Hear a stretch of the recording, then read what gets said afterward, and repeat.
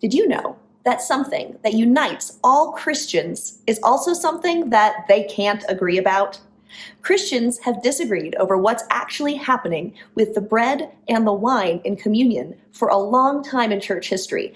And if you've never heard of some of the other ways Christians have understood this practice, it can be really confusing. But in this video, I'm going to explain how different Christian traditions understand communion, and I'm going to give you a fun way to remember it, understand it, and be able to explain it to others. First of all, what is communion? It's that time in the church service where you have something like bread or a wafer and something like wine or juice, and then everybody in the church partakes of it. And we learn about it from the book of 1 Corinthians, as well as in the Gospels. But in 1 Corinthians, Paul gives us the words of institution, where he quotes Jesus. This is from 1 Corinthians chapter 11, starting in verse 23.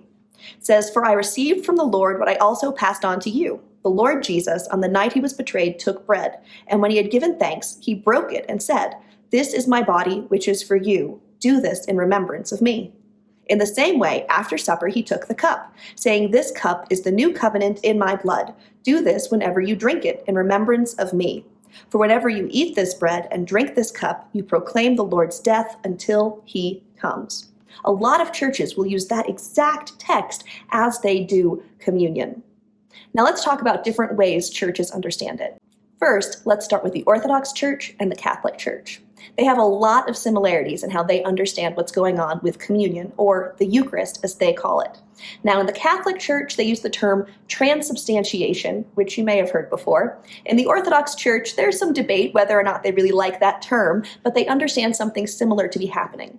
And what they believe is that the bread and the wine stops being bread and wine and actually becomes the body and blood of Jesus. And so where do they get this from? Well, they get this from texts like what we just read. Jesus says, "This is my body." And then he says, "This is the new covenant in my blood." And so these traditions really lean into those parts of these texts and the other texts in the New Testament that talk about communion. Now, we want to be careful because even though they do a lot of blessings and rituals and practices around this mysterious event, they understand that the bread is still physically has all of the elements of bread. So it's not that they think if you took the bread and put it under a microscope that somehow it wouldn't be bread. They know that it's bread. The Orthodox Church says that this is a mystery beyond kind of human understanding, how something that still looks and tastes and feels like bread could actually be the body of Jesus. The Catholic Church goes into some Aristotelian ideas around accidents and substance, and that's where they get this term, transubstantiation.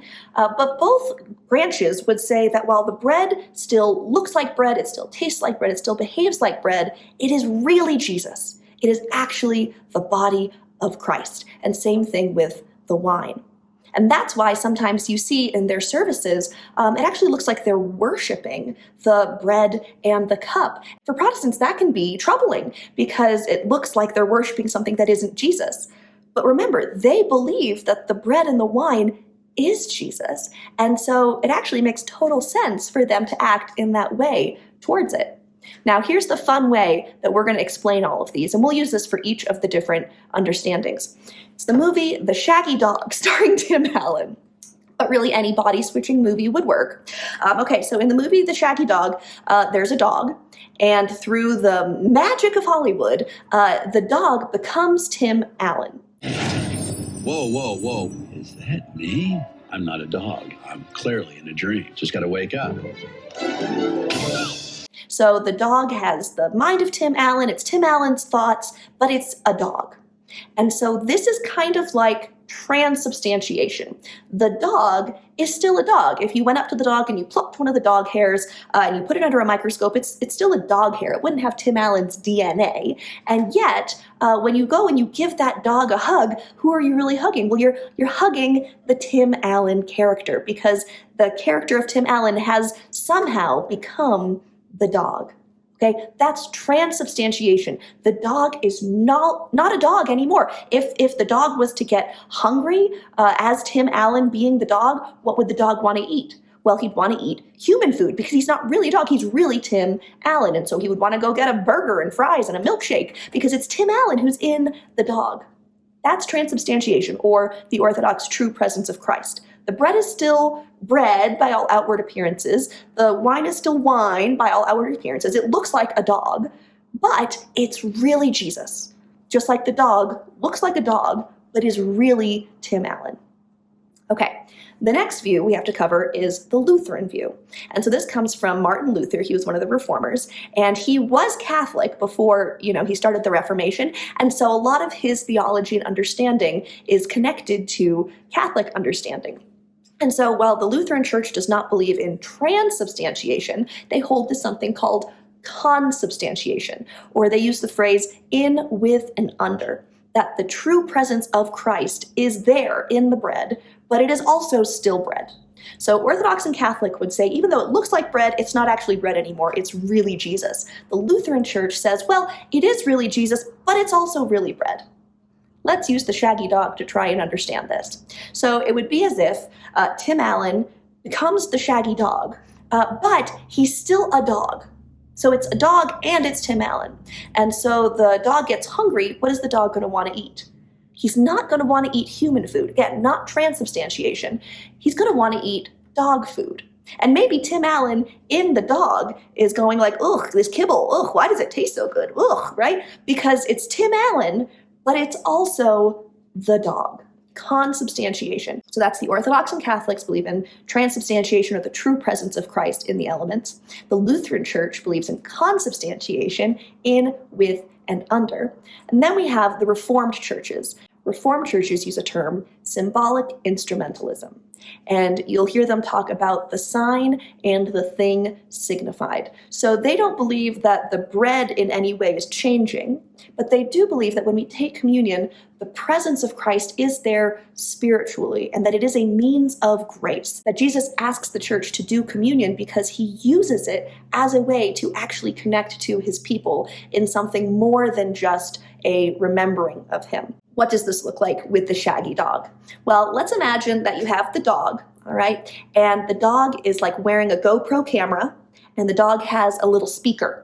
And Tim Allen is in a room watching the live feed from the dog's GoPro and has a little microphone where he can talk through the speaker. So here comes the dog. The dog is still a dog. The dog gets hungry. It wants to eat kibble. There's nothing going on within the body of the dog. But because the dog is being used as a tool or being used as an instrument, the dog has the little camera on. He's got the little speaker on, and Tim Allen's in the other room. So when you talk to the dog, Tim Allen can hear you, and he can see you, and he can talk through the speaker to you, so you can hear Tim Allen's voice, not coming out of the dog, but coming out of the speaker that the dog is wearing. That's kind of a way to understand how that church or how that tradition sees communion, because the bread is still bread, the wine is still wine, but Jesus is using them symbolically as an instrument to bring his presence to his people and to be spiritually active in the lives of his people as they partake of communion. Then we have one last view, and this is the memorial view. And we see this in a lot of Baptist churches, non-denominational churches. And this is the idea that there's nothing special or mysterious or miraculous about the bread. There's nothing special, mysterious, miraculous about the wine or the grape juice. It's just bread, and it's just wine, or it's just grape juice. And they really lean into this other part of the verse where Jesus says, "Do this in remembrance of me." And so they would say the bread is just bread and the wine is just wine, but as we eat the bread and as we drink the wine or drink the grape juice, we remember Jesus. And that act is what Jesus has called us to do in this ordinance. So how does the Shaggy Dog help us understand that? Well, it's as if the dog is a dog, but maybe Tim Allen bought the dog, and every time we play with the dog, it reminds us of Tim Allen. And so we play fetch with the dog, and we think of Tim Allen as we're playing with the dog.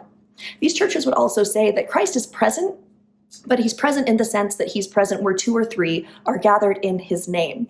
And so maybe it's like Tim Allen is there with you, playing fetch with the dog, but the dog itself is just a dog.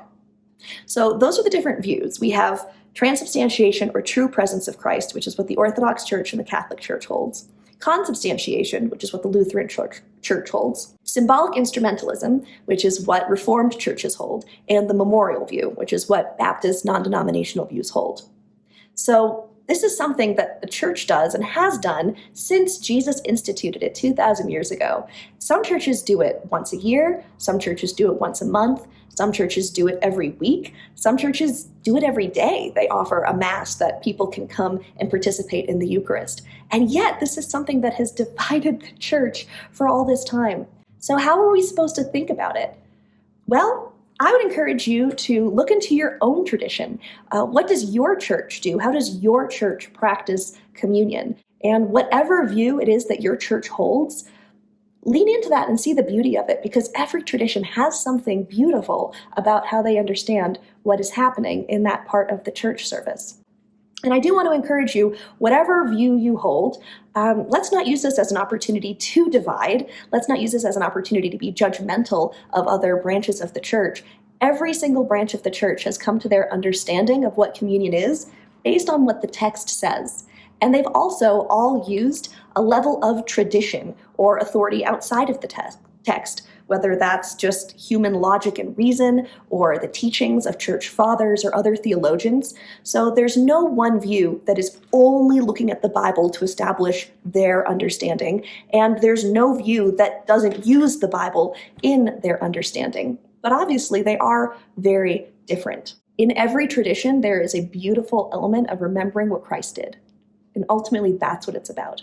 Every tradition agrees that the body and blood of Christ that we represent and that we partake of in the Eucharist or in communion is important because of what Jesus did on the cross. And that's what unifies all Christians, is our importance and our understanding of Jesus' death on the cross and his resurrection and what that means for us. That we can put our faith in him, we can abide in him, we can partake of him, we can have the Holy Spirit that helps us live like him, that one day we too will be resurrected and we will live forever with him, and that we proclaim his death until he comes again. Because all Christians agree that he is going to return, and that day will be wonderful and beautiful, and we will be truly united in the truth for eternity with Christ.